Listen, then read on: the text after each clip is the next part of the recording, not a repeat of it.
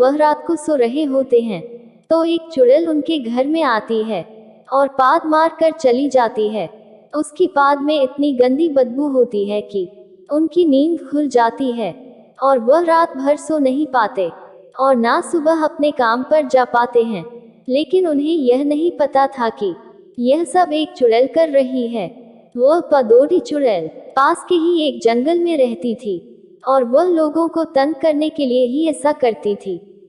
एक दिन कुछ लोग परेशान होकर मोटू पतलू के घर जाते हैं और कहते हैं कि मोटू पतलू ऐसा कब तक चलेगा, कब तक हम उसकी बात सुनते रहेंगे।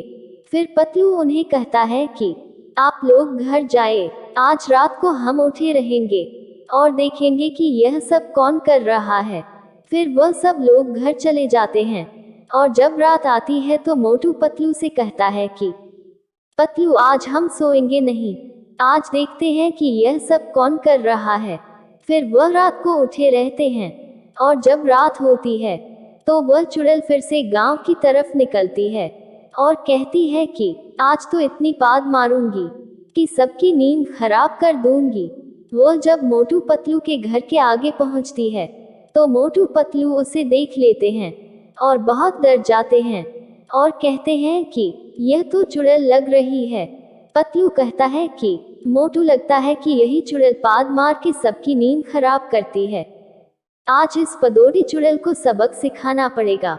मोटू कहता है कि पतलू वह चुड़ैल है, हम उसका कुछ नहीं बिगाड़ सकते। इतना कहकर वह दोनों सो जाते हैं और फिर वह चुड़ैल गांव के घर में घुसकर देखती है कि सब लोग सो रहे हैं तो वह वहां पर भी पाद मार कर चली जाती है और फिर वह लोगों की नींद खराब हो जाती है।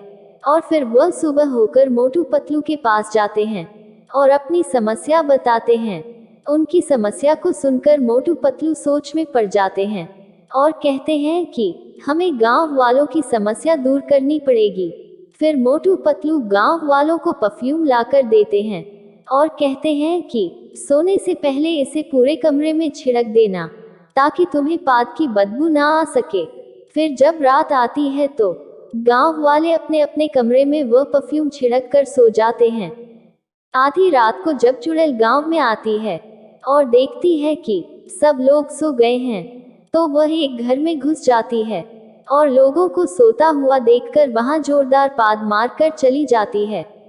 उसकी पाद में इतनी खतरनाक बदबू थी कि परफ्यूम भी कोई काम नहीं कर पाता और फिर लोगों की नींद खराब हो जाती है।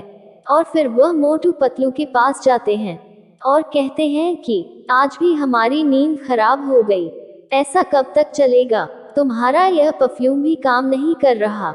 फिर मोटू कहता है कि आप लोग घर जाए, हम तुम्हारी समस्या का समाधान जरूर करेंगे। फिर वह लोग घर चले जाते हैं और मोटू पतलू रात होने का इंतजार करते हैं और जैसे ही रात होती है वह पदोरी चुड़ैल उनके गांव में आती है। मोटू पतलू उस चुड़ैल को आते हुए देखते हैं और कहते हैं कि अब हम क्या करें। तभी पतलू कहता है कि मोटू मैं भूत की ड्रेस पहन लेता हूँ और इस चुड़ैल के सामने चला जाता हूँ और उस चुड़ैल को डरा के गांव से भगा देता हूँ। फिर पतलू भूत की ड्रेस पहनकर चुड़ैल के सामने चला जाता है और फिर चुड़ैल कहती है कि अरे यह भूत कहाँ से आ गया। फिर पतलू डरावनी आवाज में कहता है चुड़ैल यहाँ से चली जा वरना तुझे मार डालूंगा।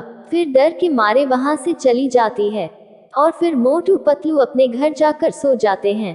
अगले दिन सुबह गांव वाले उठते हैं तो वह मोटू पतलू का धन्यवाद करते हैं और कहते हैं कि मोटू पतलू आज तुम्हारी वजह से हम चैन की नींद सो पाए। फिर मोटू पतलू गांव वालों से कहते हैं कि तुम लोग आज से आराम से सोना, अब से कोई नहीं आएगा तुम्हारे घरों में पाद मारने के लिए। फिर गांव वाले अपने अपने घर चले जाते हैं और फिर मोटू पतलू समोसे मंगवा कर खाते